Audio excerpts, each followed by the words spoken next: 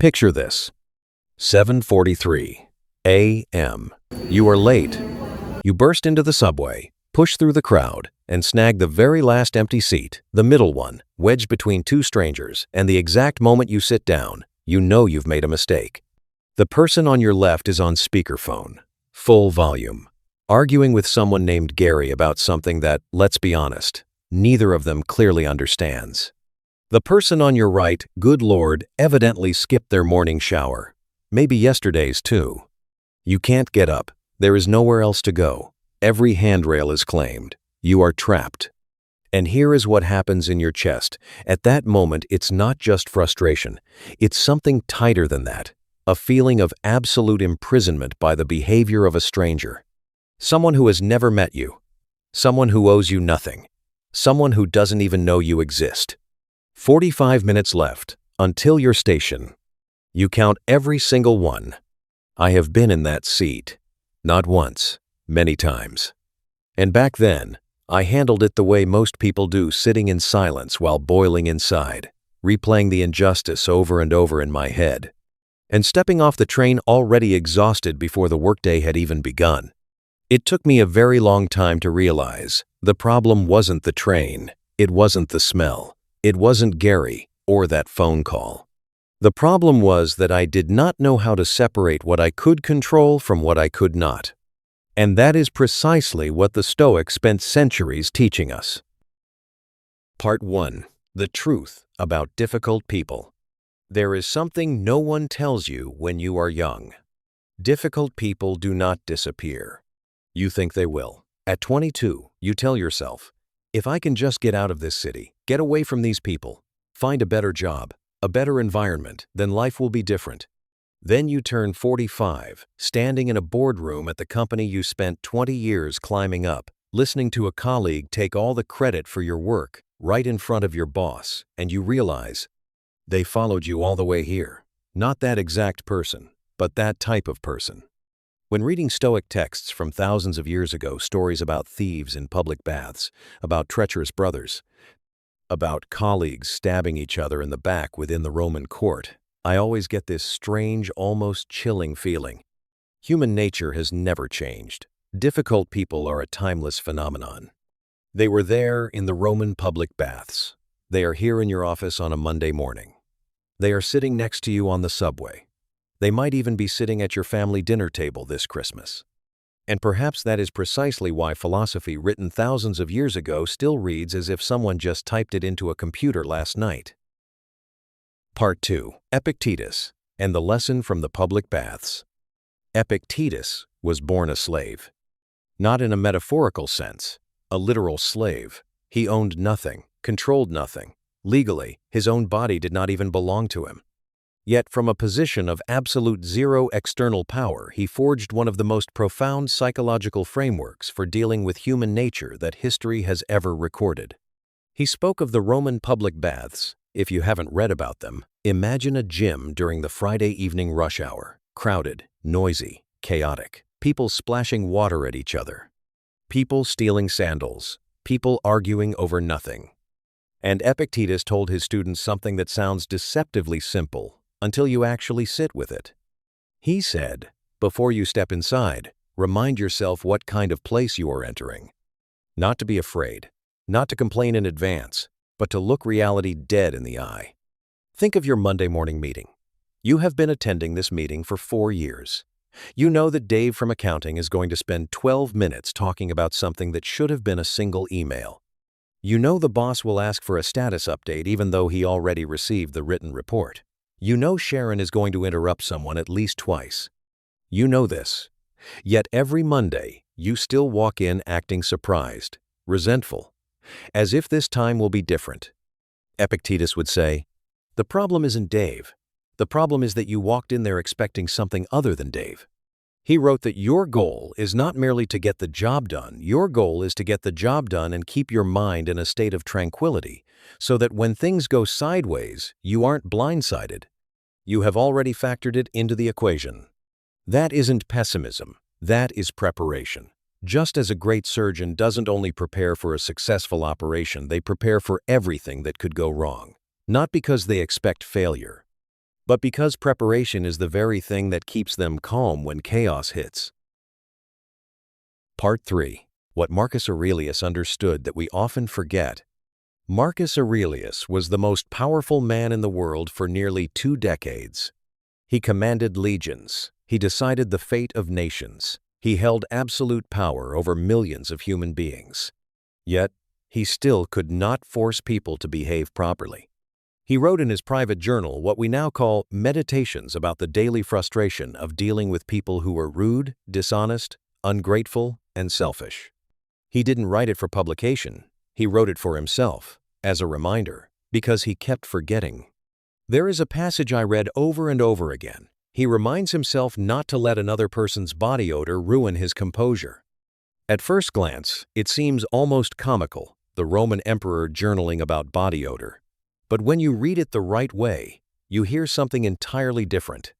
You hear a man who understood that even from a position of ultimate power he could not force others to change. Address the issue if necessary. Stay calm. Do not get angry. And then, let go. Because whether they listen or not is simply outside your control. I used to have a business partner, a truly brilliant, talented man who had a habit of promising things he could never deliver. It wasn't out of malice. He genuinely believed, in that exact moment, that he could do it. And then, he couldn't. And I was the one who had to clean up the mess. I was angry with him for 18 months.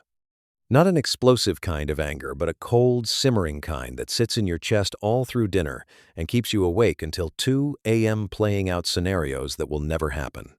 How much time, how much energy, how many evenings I could have spent with my children, or sleeping, or just being present.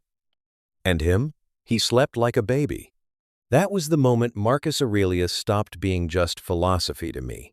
He became a practical guide. If I couldn't change him, then the only remaining variable was me. And every single night, I was voluntarily handing my peace of mind over to him, as if it were his to keep. Part 4. The 2 handles. Epictetus offers one of the most useful mental models I have ever encountered. He says that every situation has 2 handles. One you can hold on to, the other will cut your hand every time you touch it. Think of your father. Perhaps he was harsh. Perhaps he was absent. Perhaps he possessed a temper that made the whole house shrink the moment he walked through the door. If you grab onto the handle of everything he did wrong, that handle is sharp. It will cut you every single time you pick it up.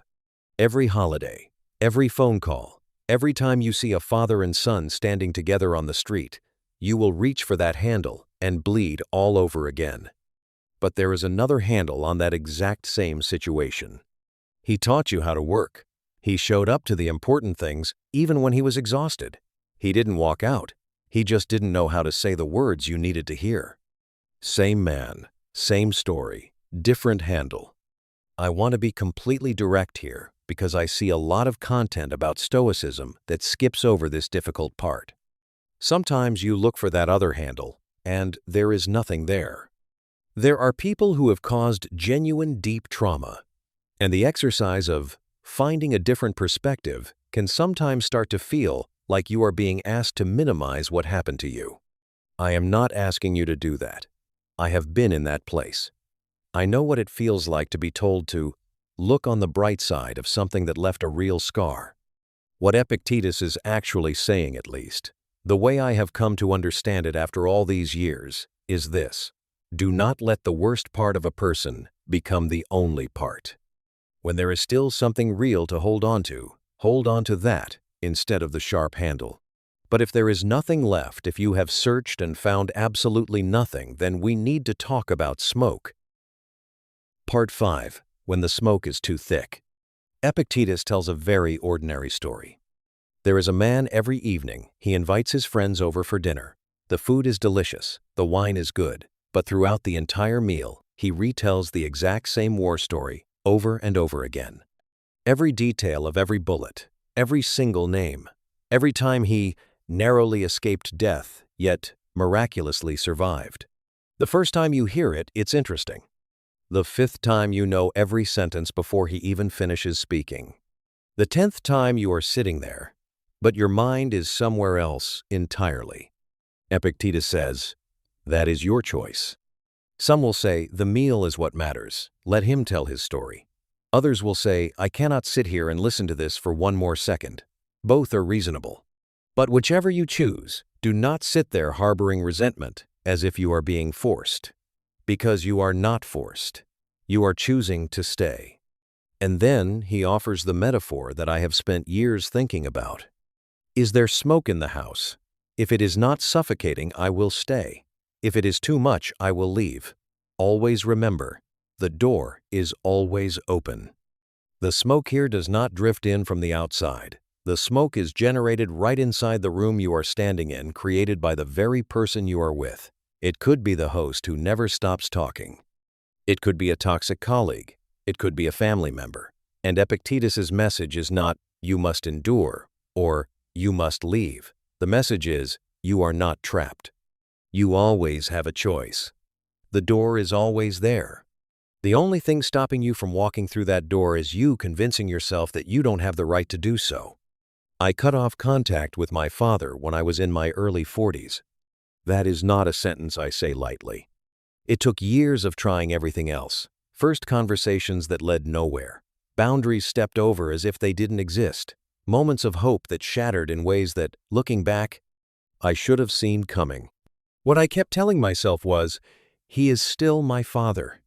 That relationship matters. You don't just walk away from that. And I believed that. I still do. But I also believe that there are people who, through their own trauma, through their own habits, through their refusal to look at what they are doing, just keep creating smoke, day after day, year after year. And that smoke does not dissipate. It only grows thicker. At some point, the obligation to stay becomes less important than the obligation to breathe. Walking out of that room was the hardest thing I have ever done, and the most necessary. Epictetus never says that leaving is always the right answer. But he is perfectly clear about one thing. The door is always open. No one has the right to tell you that you are obligated to stand in the smoke until you can no longer breathe. Part 6. The Trap of Revenge. After you leave, this is when things get complicated. The anger does not leave with you. For years after I walked away from that relationship, I carried a fantasy, not about harming anyone, but about succeeding massively, undeniably, in a way that could not be ignored. I wanted to build something so visible that it would leave no room for the old narrative about me that I wasn't good enough, that I was the problem. I gave it a beautiful name. I called it ambition, drive. But underneath it all, if I am being completely honest, it was still revenge, just wearing a nicer suit. Epictetus has a line that made me stop dead in my tracks when I read it. He asks, "If someone treats you unjustly, they have already harmed themselves, harmed their dignity, harmed their integrity. So why would you want to harm yourself by retaliating?" He doesn't say this out of weakness. He says it as a matter of mathematics. When you pursue revenge, even the subtle, polite, massive success kind, you are still running on their fuel. Every morning, you wake up chasing a reaction from someone who will likely never give it to you. You have made their validation the condition for your own peace of mind. And that means they still own a piece of you. I spent 3 years building toward one specific imagined moment, a moment where someone from my past would have to look at what I had created and feel the weight of it. 3 years. And then one day, it hit me. What if they never do? What if they never see it, or see it and feel nothing, or aren't even here anymore? What was all that work for? The illusion of revenge isn't actually about them. It's about us. It's about needing something external to tell us that what happened to us was real, that it mattered. It did matter, and it doesn't need their acknowledgement to be true. The day I stopped needing that reaction was the day I finally took my energy back. What Stoicism actually gives you. Here is the honest truth. Stoicism does not make difficult people vanish. It won't hand you a flawless script to win every argument, nor does it contain a secret technique to magically transform toxic people into reasonable human beings. The world will remain as chaotic, unpredictable, and crowded as that Monday morning train. But what it gives you is far more enduring than a temporary fix. It gives you the armor to walk into the storm without being crushed by it. It hands you the ultimate clarity to discern exactly what is yours to carry and what belongs entirely to someone else. It grants you permission, absolute permission, tested and proven over thousands of years, to quietly open the door and walk out when the smoke becomes too thick to breathe. And in doing so, it restores the only thing that difficult people across every era and every culture are truly trying to strip away from you: your composure, your center. That quiet, unshakable sanctuary inside of you that remains perfectly still, no matter how loud the world screams outside. That is not a minor victory. At 45 years old, having sat in that crowded subway, survived that toxic boardroom, and walked through the thickest smoke, I can tell you this: that inner stillness is everything. It is the greatest freedom of all.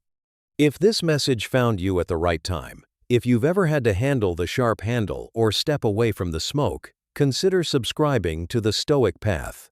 Drop a like to help this philosophy reach someone else who might be sitting on that train right now, boiling in silence, needing to hear these words. Let's make a commitment to this journey together. If you are ready to reclaim your peace and stop running on other people's fuel, leave a short comment below. Just write, "I hold my own peace." Let that be your boundary. Let that be your anchor.